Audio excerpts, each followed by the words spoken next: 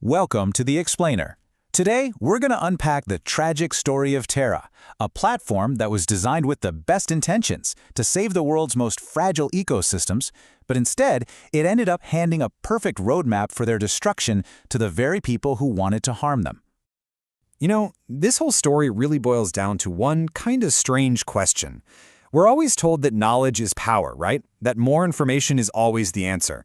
But what if that's not always true? What if perfect, completely public information could actually be a weapon? And that is the paradox we're digging into today.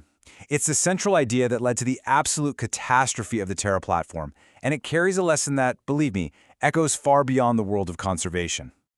Okay, so let's get into it. We're going to start with the dream behind Terra. And you've got to understand, this wasn't a story about malice or greed. It started from a truly noble place, a utopian dream that just went horribly, horribly wrong. So before Terra came along, the problem was huge. Our understanding of the planet's biodiversity was just patchy. It was full of holes. How are you supposed to protect something if you don't even know it exists or where to find it? That was the big question Terra was built to answer. The founders of Terra had this big idea. They thought, hey, if we could just see the world perfectly, if we could build a complete, high-definition mirror of every species and every ecosystem, then we could save it. The logic seemed sound. Total knowledge would lead to total preservation. So how on earth were they going to build this perfect mirror? Well, the solution they came up with was, honestly, nothing short of brilliant. It was all about tapping into the power of global collaboration. They came up with this incredible concept called gamified conservation. It basically turned the enormous task of data collection into a fun, engaging, game-like experience for millions of people. It made everyone, you, me, anyone with a phone, a potential guardian of the planet. And the process was super simple, but it was incredibly effective. People were encouraged to just go outside, observe nature, and log what they found. Then, all those millions of little data points were pulled together into one massive, comprehensive, and totally public map of life on Earth. And wow, at first, it was a massive success. A spectacular success. The platform created a map of nature that was more detailed and more accurate than anything that had ever existed before. It was the dream come true, the perfect mirror they'd imagined. The conservation community was absolutely ecstatic. But, and you knew there was a but coming, this is where the story takes a really dark turn, because that perfect mirror, it had a reflection they never anticipated, and it revealed a catastrophic philosophical flaw right at the very core of the whole project. And here it is, the central paradox of Terra. The platform's greatest strength, its incredible detail and its open, public access, was also its greatest and ultimately its fatal weakness. You see, the fatal flaw was assuming that everybody would use this perfect mirror for good. For conservationists, it was a map to protect life. But for poachers, for illegal loggers, for criminal syndicates, it was the ultimate treasure map. It showed them exactly where to find the rarest, most valuable resources on the entire planet. What happened here was a catastrophic, planetary-scale example of something called the observer effect. That core idea in science where the very act of observing something changes the outcome?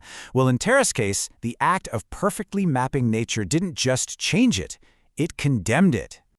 So, what were the actual real-world consequences of this fatal flaw? Well, the price for this perfect knowledge was devastatingly high. It's a chilling phrase, but it is exactly what happened. Criminal organizations no longer had to spend tons of money and resources on finding these rare species. Terra did all the hard work for them. They used the platform's perfect data with lethal efficiency to find and wipe out species for profit. And the damage went so much further than just the ecological destruction. It completely shattered the ideal of open data in environmentalism, and it poisoned the well for citizen science, linking the simple act of a person observing and appreciating nature to its potential doom. The entire purpose was completely inverted. So let's look at the long-term impact, at the chilling lesson Terra left behind for all of us. It's a lesson that forced a complete 180 in how we think about protecting fragile systems. The total failure of Terra's open-source dream led directly to its opposite. The new gold standard for protection became security through obscurity. So, instead of perfect clarity, the strategy now is to be intentionally vague, to hide sensitive data, to keep the locations of endangered species a secret. And it's just wild to think, this all started with such a utopian vision, A truly noble, beautiful idea based on the power of total information. And, I guess, a faith that humanity would use that information wisely. And this is the paradox it left us with. Terra's ultimate legacy is a devastating one. It proved that in a world with bad actors, perfect public knowledge isn't a shield, it's a target. It showed that sometimes the best way to protect something fragile is to not put it on a map at all. So that leaves us with this profound, really uncomfortable question that goes way beyond ecology. In our drive for total transparency and open data, Terra's story forces us to stop and ask, what are the hidden dangers of a perfectly mapped world? And what other fragile things in our lives are we inadvertently putting at risk simply by knowing them and sharing them a little too well